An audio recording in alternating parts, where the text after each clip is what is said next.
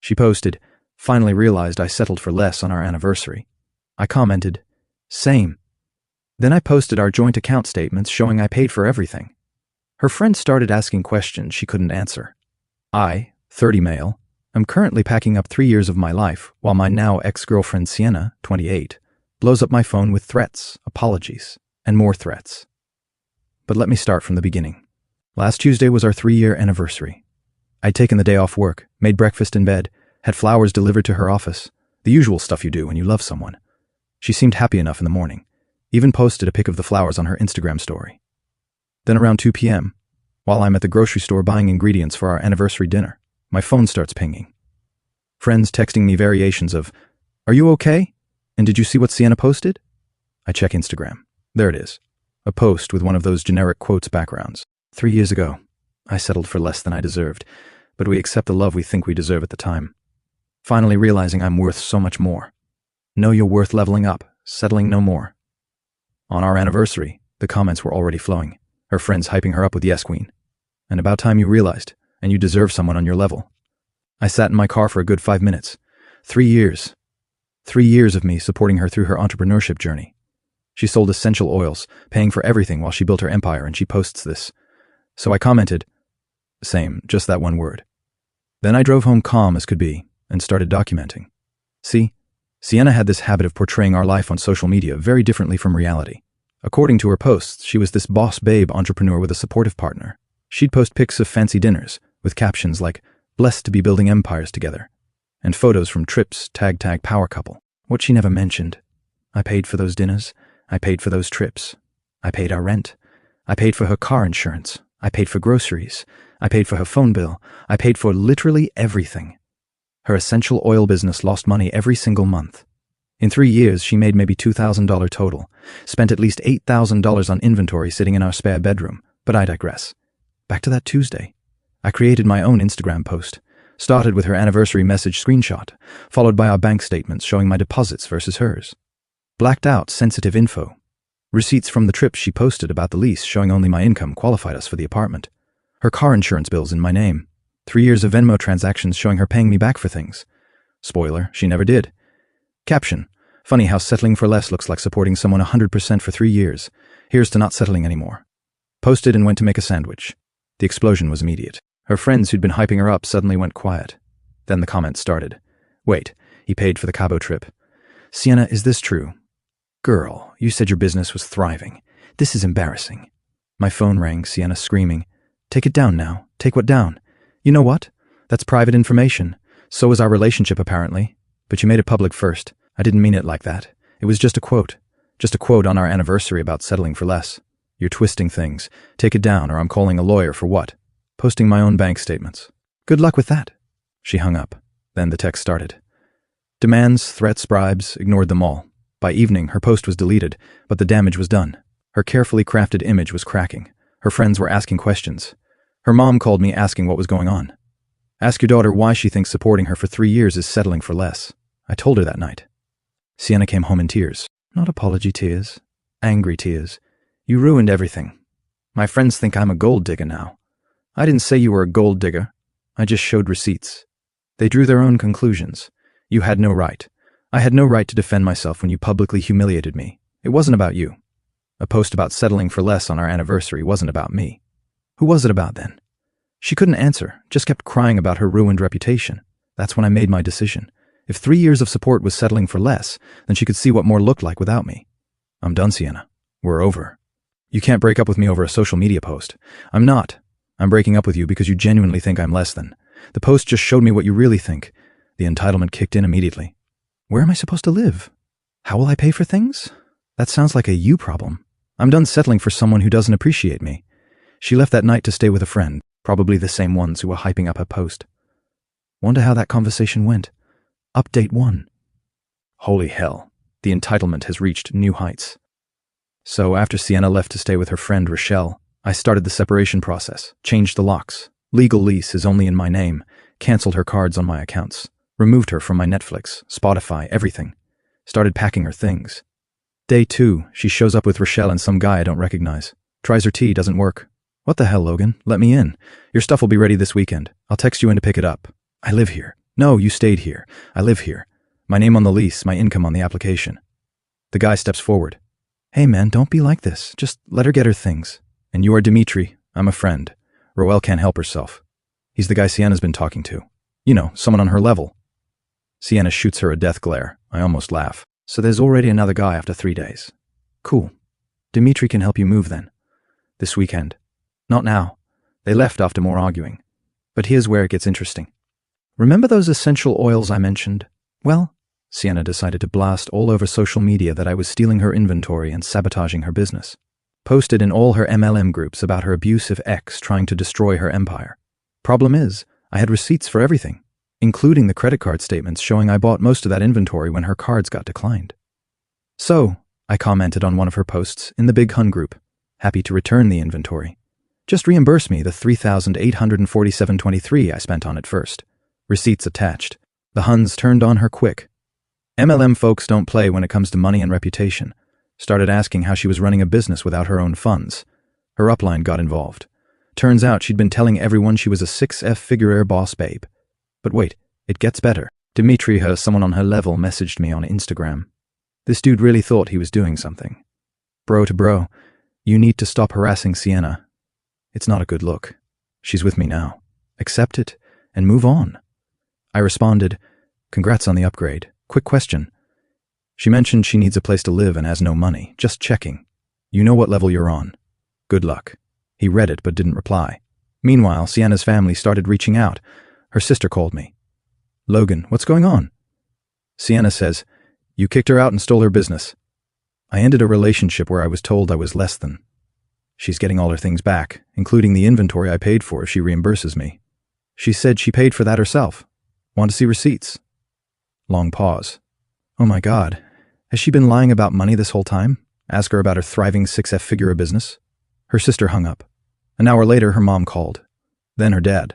The story was unraveling. Best part, Sienna had been telling her family she was supporting me. That I was the struggling one, and she was helping me out. Her dad was shocked to find out I'm a software developer making good money while his daughter doesn't sell oils. Weekend comes. Sienna shows up with Dimitri and a U-Haul.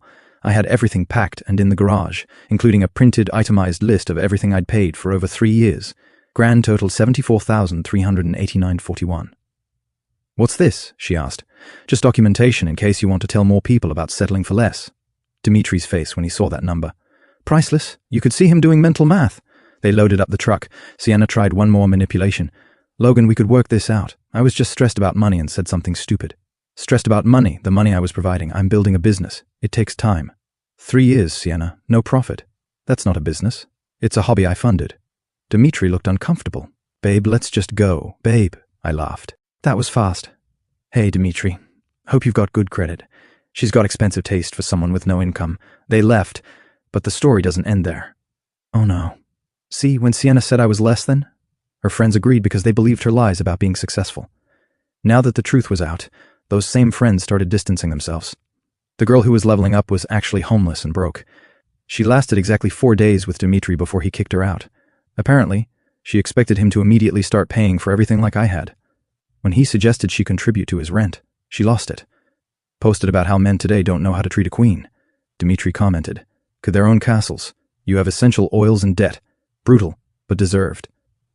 She's now staying with her parents who are making her get a real job. Her MLM empire collapsed when her upline dropped her for damaging the company image. Turns out accusing someone of theft in front of thousands of Huns when you're actually the one who owes money is bad for business. But the real kicker, she applied for an apartment and listed me as a reference. The audacity. They called me. Miss Romano put you down as a previous landlord. I'm not a landlord. I'm her ex who paid her rent for 3 years. I see. And would you recommend her as a tenant? She contributed $0 to rent in 3 years and publicly called me less than for supporting her. You tell me. They thanked me for my honesty. She texted me from her mom's phone. I blocked her number. You're ruining my life. I can't get an apartment because of you. You ruined your own life when you forgot who was actually paying for it. Her mom took the phone back and apologized. Said she's making Sienna get a job at her cousin's restaurant. Actual work for actual money. What a concept. Meanwhile, I'm living my best life. Saving an extra $2 a month, not supporting a boss babe. Thinking about taking a real vacation. One where I don't have to pretend my girlfriend paid for anything. Settling for less? Not anymore. Update 2. The entitlement train has gone completely off the rails. So Sienna got that job at her cousin's restaurant. Lasted exactly 1 week. Why? Because she was above food service and kept telling customers she was an entrepreneur just doing this temporarily. Her cousin fired her when she tried to recruit customers into her new MLM. Yeah, she found another one, but that's just the appetizer to this mess. Remember how I posted those receipts? Well, it turns out Sienna had been claiming on her taxes that she was making significant income from her business. Like told the IRS she made $45K last year. In reality, maybe $500. How do I know this? Because her brilliant accountant, also known as her friend who totally knows taxes, called me asking for proof of the money you gave Sienna for business expenses to help with an audit situation. I laughed. I didn't give her money for business expenses. I paid her living expenses while she played businesswoman, but she said you were an investor in her company. I was an involuntary investor in her lifestyle. There's a difference. The accountant panicked and hung up. Later found out through the grapevine that Sienna owes about $8 in back taxes. Turns out you can't claim income you didn't make and then not pay taxes on it. But the real entertainment started when she decided to go nuclear on social media. She created a whole TikTok series called Surviving Financial Abuse. I kid you not. This woman who lived free for 3 years was claiming I financially abused her. Her evidence I controlled the money because I earned it. I isolated her from financial independence by paying for everything. I sabotaged her business by funding it. The first video got some traction. Poor woman escaping controlling 10th, you know the narrative. But then someone recognized her from the Instagram receipts incident. Posted my original receipt post in her comments. The backlash was swift. People started digging. Found her old posts bragging about trips I paid for. Found her boss babe posts while she was making zero money. The TikTok algorithm is unforgiving when you're exposed as a fraud. She doubled down, made a response video saying the receipts were taken out of context, and that financial abuse isn't always visible. Tagged a bunch of women's support organizations. One of them actually responded publicly. Financial abuse is real and serious. Using it as a cover story for your entitled behavior diminishes real victims. Please stop. Ouch. But she didn't stop. She escalated. Started a GoFundMe. Help me rebuild after financial abuse. Goal $20,000. The description was a masterpiece of delusion. Claimed I kicked her out with nothing. She took everything, including stuff that wasn't hers. Stole her business that I paid for. Ruined her reputation. She did that herself. Left her unable to work. She won't work. I reported it with documentation.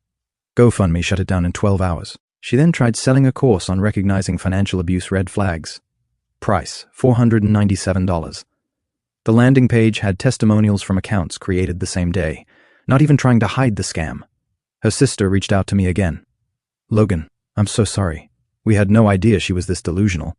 She's telling everyone you hacked her accounts and planted those receipts. How does someone plant 3 years of bank statements? That's what I asked. She said, you're in it, so you know how to do that stuff. I'm a software developer, not a time-traveling document forger. But here's where it gets really good. Dimitri, the upgrade guy, started dating someone new. Posted a picture with her at a restaurant. Sienna lost her mind. Commented on the photo. Enjoy my leftovers. His new girlfriend responded, Leftoffs? You mean the man who realized you were a gold digger in 4 days and kicked you out? Thanks. He's great.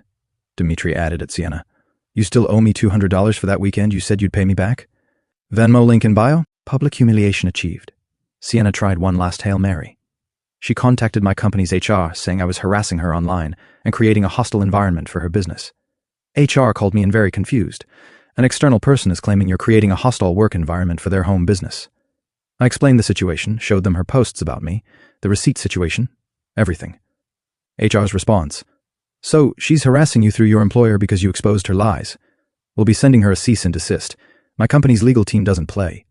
She got a very official letter telling her that any further contact with my employer would result in legal action. The letter also pointed out that her false claims could be considered defamation. Suddenly, all her posts about me disappeared. But my favorite part, she applied for a business loan to restart her empire. Used me as a business reference because in her words on the application, I was her primary investor and business advisor for 3 years. The bank called me for verification. Did you invest in Miss Romano's business? I involuntarily funded her lifestyle while she pretended to have a business. So that's a no. That's a hard no. And the $45,000 she claims you invested, check her personal expenses. That's probably what I spent on rent and food while she sold nothing. They thanked me and hung up. Loan denied. She's now working at a call center, the only job her parents would co-sign for her to get. Still living with them. Still posting motivational quotes about rising from the ashes and phoenix energy. Meanwhile, I just got promoted. Funny how much better you perform at work when you're not stressed about supporting an ungrateful partner. Took myself on that vacation. First class, nice hotel, the works. Posted one photo with a caption, no longer settling. She viewed my story within minutes. Then posted her own quote about toxic exes who flaunt wealth. Wealth I earned while she called me less than. The lion doesn't concern himself with the opinions of sheep, especially broke sheep who think they're wolves. Final update. This is the last update because the saga has reached its ridiculous conclusion. Last month, I get a LinkedIn notification. Sienna viewed my profile. Strange since she blocked me everywhere else. Then I see she's updated her job title, CEO at Phoenix Rising Enterprises. Curiosity got me. Looked up the company. It's another MLM, but this time she's selling financial freedom courses for women escaping toxic relationships. The audacity is astronomical. Her course outline, yes, she posted it publicly. Module 1, Recognizing Financial Control. Module 2, Building Your Empire from Ashes. Module 3, Leaving Toxic Support Behind. Module 4, Attracting Abundance. Price $197, payment plans available. I screenshot it and send it to my lawyer friend. Is this defamation? His response, potentially. But honestly, let her dig her own grave. He was right. Within a week, someone who bought the course posted a review in an entrepreneur Facebook group. Scam alert. Bought Sienna Romano's course. It's 4 PDFs of copy-pasted content from free blogs and a workbook that's just journal prompts. When I asked for a refund, she said all sales were final and blocked me. Avoid. The comments flooded with similar experiences. Turns out she'd sold the course to about 20 people. That's $40K if everyone paid full price. But here's the thing. She'd offered massive scholarships to most buyers, bringing the real total to maybe $8. Still fraud, though. Several buyers filed complaints with the Triple B in their credit card companies. Chargebacks started hitting. Her merchant account got frozen. But the real karma came from an unexpected source, the IRS. Remember that tax situation? Well, adding $8 of undeclared income to an existing audit is not smart, especially when you're selling courses on financial freedom while owing back taxes. Her dad called me. We developed an odd rapport through this mess. Logan, I'm calling to apologize and ask a favor. Sienna is in real trouble with the IRS. She mentioned you have documentation of the money you spent supporting her. Would you be willing to provide that to help show she had no real income? So now the money I spent is relevant. I know. The irony isn't lost on me. We're trying to help her avoid jail time for tax fraud. I agreed to provide the documentation, but only directly to the IRS if subpoenaed. I'm not getting involved in her mess voluntarily. But here's the beautiful ending to all this. Last week, Sienna posts on the only platform she hasn't been banned from, Pinterest of all places. Sometimes you have to lose everything to find yourself. Starting fresh, living authentic, no longer dimming my light for anyone. New beginnings, authentic life, along with a photo of a vision board. On that board, pictures of luxury cars, mansions, designer bags, and in the center, a photo of a couple that looks suspiciously like us from behind, labeled Manifest True Love. Her cousin, the restaurant owner, saw it and texted me. Is she really trying to manifest you back after everything? I didn't respond, but he sent another message. She asked me for her job back, said she'd been humbled and was ready to start from the bottom. I said no. The bottom was 3 months ago. She's now underground. The last I heard, she's doing freelance social media management for $10 per hour, living with her parents indefinitely, paying off IRS debt and installments, banned from multiple payment processors, still posting motivational quotes about leveling up. Her most recent post, The Best Revenge is Massive Success. The comments were brutal. Start with minor success first. Maybe try mild stability. Girl, the IRS is your biggest hater right now. As for me, life's great. Promoted again. Turns out I'm good at my job when I'm not funding someone else's delusions. Dating someone new. A financial analyst who finds this whole story hilarious and pays for her own dinner. The apartment feels bigger without Sienna's inventory cluttering the spare room. My bank account is healthier. My stress levels are non-existent. Looking back, her anniversary post was a gift.